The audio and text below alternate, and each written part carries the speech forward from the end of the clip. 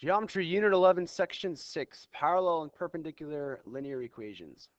So given this graph, and these equations are labeled here, this is y equals negative 1/2 x, this is y equals 2x plus 6 in red, 2x minus 1 is in green, and over here, negative 2x plus 4, I have drawn a purple. Yours are probably all black, but they are labeled. Which lines are parallel and why? Well, what we know about parallel lines up to this point is, they form alternate interior angles and parallelogram and stuff like that. But slope-wise, what you should have learned in Algebra 1 is that parallel lines have the same slope. And so you could tell that the only two lines here that would be parallel are the y equals 2x plus 6 equation and the y equals 2x minus 1. Parallel lines don't intersect. And the blue line is intersecting everything. The purple line is intersecting everything. But the red line and the green line are not intersecting each other. And they are parallel. And the reason why they are parallel is because they have the same slope. And you have to remember, y equals mx plus b. This is our slope here. It's 2 over 1. This is our slope 2 over 1. Different y-intercepts, which is fine. But they are slopes of 2 over 1. And this is actually supposed to be y equals 2x plus 7, I think. Just looking at that, because it's crossing at 7, not at 6. But they are indeed parallel. Which lines look perpendicular? So the perpendicular lines are crossing, of course, but the purple line is crossing everything, but it needs to be crossing at a right angle. This is not 90 degrees. This is not 90 degrees. This is not 90 degrees. So those are not perpendicular, but it does look like the red line and the blue line are perpendicular, and the green line and the blue line are perpendicular. So which lines are parallel and why? Well, the line y equals 2x minus 1 is perpendicular to the line y equals negative 1/2 x. And why? Well, not only are they intersecting, they're crossing at a 90-degree angle. And how can we tell? Slope-wise, take a look at them. This one has a slope of 2. This one has a slope of negative 1/2. And that's what perpendicular slopes are. What's the connection between these two numbers? Well, this is 2 over 1, and that's 1 over 2.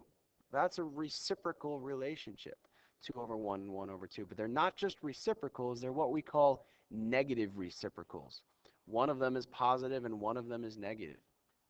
See, for perpendicular lines, if they're going to cross at a 90-degree angle, one of them has to be a positive sloped line and one of them has to be a negative sloped line. So perpendicular lines are negative reciprocal slopes. And we can write that there, but we're also kind of filling it in here. Parallel lines have the same slope, but perpendicular lines have negative reciprocal slopes. And negative reciprocal slopes, that basically means opposite sign upside down, or opposite sign reciprocals. That's what we mean by negative. It's not that they're both negative, it's that one of them is negative, because if you negate a negative number, it becomes positive. So they're opposite sign reciprocals, sometimes I say. All right, so a couple of important formulas. The slope formula we've already discussed. You definitely really need to know that one really well. The distance formula we've talked about too, but that's not being used today. This one is another formula you should have learned in Algebra 1. It's called the point slope formula. And what it does is it gets us the equation of a line. You need two things. You need a point the line goes through, and you need the slope of the line. If you have a point and a slope, you can get the equation using this. So let's see how that would work. So what is the equation of a line that passes through the points so and so? So to get the equation of a line, that's what this does for us, I need two things. I need a point and a slope. We actually have 2 points. So I could use either one of them. I use 2, 1. The point I'm going to use is 2, 1. The slope of the line I'm not given, but I could determine that slope since I have 2 points by doing the slope formula. Subtracting the y's on top, -5 minus 1 on top, subtracting the x's, 6 minus 2, that's -6 over 4. That could be simplified to -3 over 2. So the slope is -3 over 2. So the slope of the line connecting these is -3 over 2, and since it's connecting those must be points on the line. So with this information combined, I can use my point slope formula. Now in the point slope formula, I have y minus y1. y1 is replaced, m is replaced, and x1 is replaced. The y here and the x here that don't have the subscripts, they stay y and x. Think about the equation of a line. The equation of the line is, y equals 2x plus 6. It has a y and an x most of the time. So that's going to be our y and our x. So it starts off as y minus. Now y1 is the y value you're choosing from the point that you're using. So y minus 1 equals m, we discovered to be -3 over 2, parentheses, x minus x1, which is 2. So we can do our point slope formula if we have a point on the line and the slope of the line. You're typically always going to be given the point on the line. But the slope on the line, sometimes you have to figure that one out, and then we had to figure out the slope of the line first. And this is sometimes an acceptable way to write the answer, but sometimes we want it in what's called standard form. Now this question didn't specify, so I could just leave it like that. But let's practice standard form anyways. And what that means is I want, a y equals mx plus b type of thing. So the first thing you want to do is distribute your slope into the parentheses there. So that's going to give us y minus 1 equals -3 over 2x. It's just the slope x.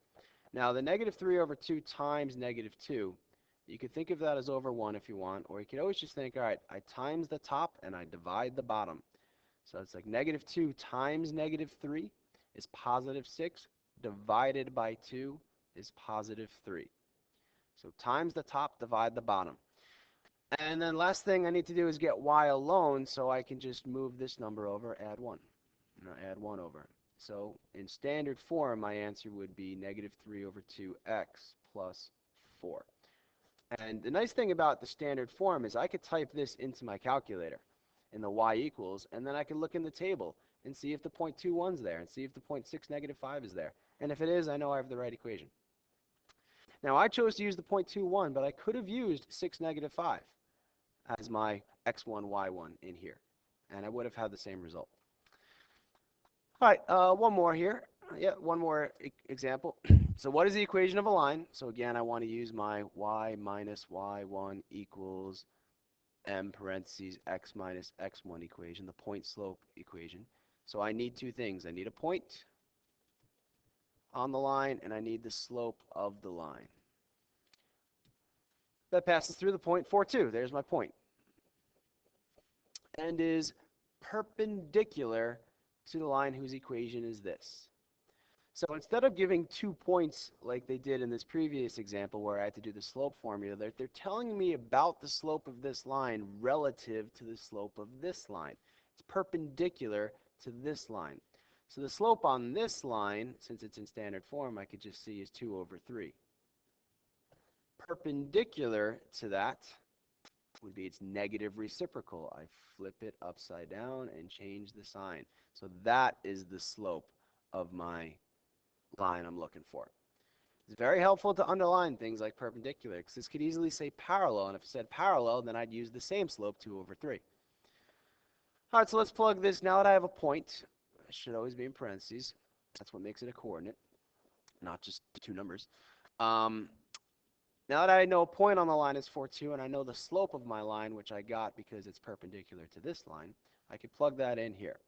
Y minus the y value, 2, equals m, -3 over 2, parentheses, x minus the x value, 4. And always remember that, these were positive here, but if this was a -4, I'd be minusing a -4, which would make it x plus 4. So always watch out for that. And again, this might be acceptable, but let's get a little practice in distributing it out. So y minus 2 equals -3 over 2x. and then negative 3 times negative 4 is positive 12, divided by 2 is 6. And lastly, I'll just need to add this 2 over and get y equals negative 3 over 2x plus 8. And again, I could type that in and check it, that it goes through that point. I could type this one in too and see if they look perpendicular, but I know I'm pretty confident in my answer here. So we'll practice the point slope formula and linear equations in class tomorrow. See ya.